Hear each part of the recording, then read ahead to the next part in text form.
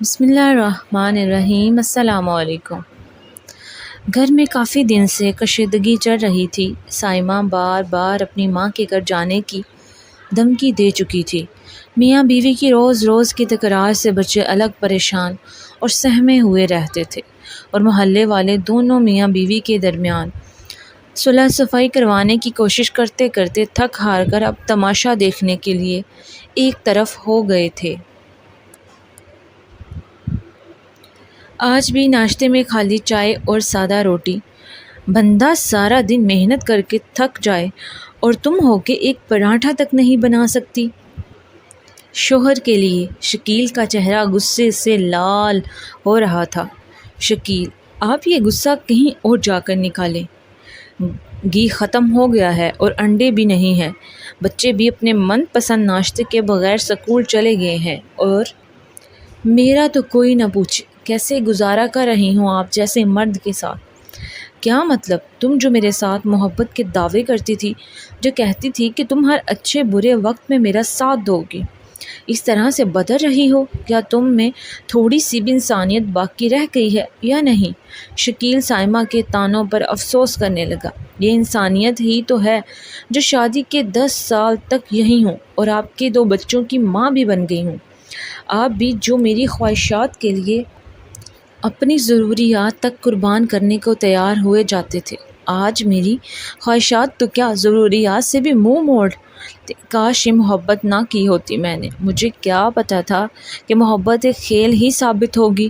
یہ تو میری زندگی کے لیے روک بن گئی۔ سائمہ ہمیشہ کی طرح آنسو بہانے لگی۔ ہو نہ ہو میں تو تم سے گن پوائنٹ پر شادی نہیں کی، ہم دونوں نے ایک دوسرے سے محبت کی، گھر سے بھاگے تو نہیں ہم۔ جو اب پچھتا رہی ہو، تمہارے گھر والوں سے رشتہ مانگا اور تمہارے بھائیوں نے بھی ایسے ہی تمہیں رخصت نہیں کیا، بلکہ میرے بارے میں خوب چھان پھٹک کی۔ تم سب کا قصور وار مجھے مت ٹھہرایا کرو۔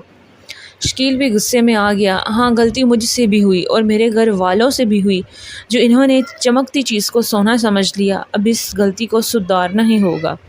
سائمہ بھی حتمی لہجے میں بولی۔ شکیل تنے ہوئے چہرے کے ساتھ بغیر ناشتے کیے دفتر چلا گیا، اور سائمہ بھی بیزار سی گھر کی کاموں سے نپٹ کر اپنی ماں کی طرف چلی گئی۔ ساجدہ بیگم پہلے تو بہت حیران ہوئی کہ مہینوں نہ آنے والی بیٹی کو مائکے کی یاد کیسے ستائی، لیکن ماں تھی، ان کے دل میں کھٹک سا ہوا تو احوال پوچھا۔ اب جو ماں نے محبت دکھائی تو وہ زاروں گتار رونے لگی۔ اماں، شکیل نے تو جینا ہی حرام کر دیا ہے میرا۔ مجھے کیا پتا تھا یہ لو میرج کا یہ انجام ہوتا ہے۔ آپ سب نے بھی تو اسے قبول کیا تھا، وہ پہلے تو ایسا نہ تھا۔ ہماری زندگی کتنی اچھی تھی۔ بس اب میں یہیں رہوں گی، جاب کر لوں گی، اپنے بچے پالوں گی، بھائیوں پر بوجھ نہیں بنوں گی۔ سائمہ نے ماں کی تائید حاصل کرنا چاہی۔ ساجدہ بیگم سمجھدار خاتون تھی، انہوں نے بیٹی کی بات پر بھڑکنے کی بجائے اسے سمجھایا۔ بیٹا، پہلے تو تم یہ بھول جاؤ کہ تمہارے بھائی باپیاں تمہیں اس گھر میں برداشت کریں گی، اور اس معاملے میں میں بھی ان کے ساتھ ہوں کہ بے شک یہ گھر اب بھی تمہارا ہے، لیکن اصل پناہ گاہ شوہر کا گھر ہے۔ شادی شدہ زندگی میں بہت اتار چڑھاؤ آتے ہیں۔ شکیل اپنی جگہ ٹھیک ہے۔ آج کل مہنگائی بھی تو دیکھو آسمان سے باتیں کر رہی ہے۔ 2 نوکریاں کرتا ہے بیچارہ۔ اگر شادی سے پہلے وہ وعدے کرتا تھا تو وہ 10 سال پہلے کی بات تھی۔ اب حالات مختلف ہیں۔ آج تمہیں اس کی برائیاں نظر آ رہی ہیں، لیکن غور کرو، اس میں کچھ خوبیاں بھی تو ہیں۔ ساجدہ بیگم نے سائمہ کی طرف دیکھا تو وہ چپ چاپ بت بنی ان کی طرف دیکھ رہی تھی۔ ویسے اماں، کہہ تو آپ ٹھیک رہی ہیں، وہ مجھ سے اور بچوں سے بہت پیار کرتے ہیں، لیکن آج کل وہ چڑچڑے ہو رہے ہیں بہت۔ میں تنگ آ گئی ہوں اماں۔ تو اس مسئلے کا ایک ہی حل ہے کہ معاشی مسائل کو حل کرنے میں اس کا ساتھ دو۔ تم اس کے بغیر نوکری کرنے کو تیار ہو، بچوں کو باپ کی شفقت سے محروم کرنا چاہتی ہو تو اپنے گھر میں رہ کر نوکری کیوں نہیں کر لیتی؟ ساجدہ بیگم کا لہجہ تیز ہو گیا۔ اماں پلیز۔ سائمہ، کوئی پلیز نہیں، اٹھو، گھر جانے کی تیاری کرو، میں شام کو شکیل کو کھانے پر بلا رہی ہوں۔ ساجدہ بیگم نے غصہ دکھایا، جو اس وقت اور حالات کے مطابق ضروری تھا۔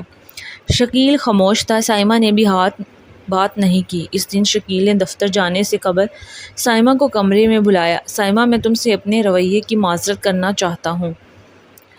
میں مہنگائی کے ہاتھوں بہت مجبور ہو گیا ہوں۔ بجلی، گیس کے بل، سودا سلف اور بچوں کی فیس وقت سے پہلے بوڑھا کر رہی ہیں مجھے، لیکن پھر بھی میں نے غلط کیا تو میں ڈانٹ رہا۔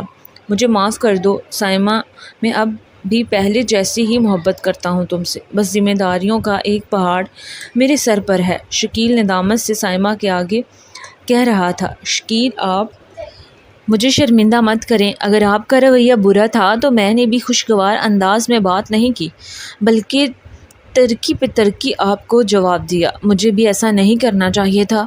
میں بھی معافی کی طلبگار ہوں۔ آپ میرے شوہر، میری عزت اور میری حقیقی پناہ گاہ ہیں۔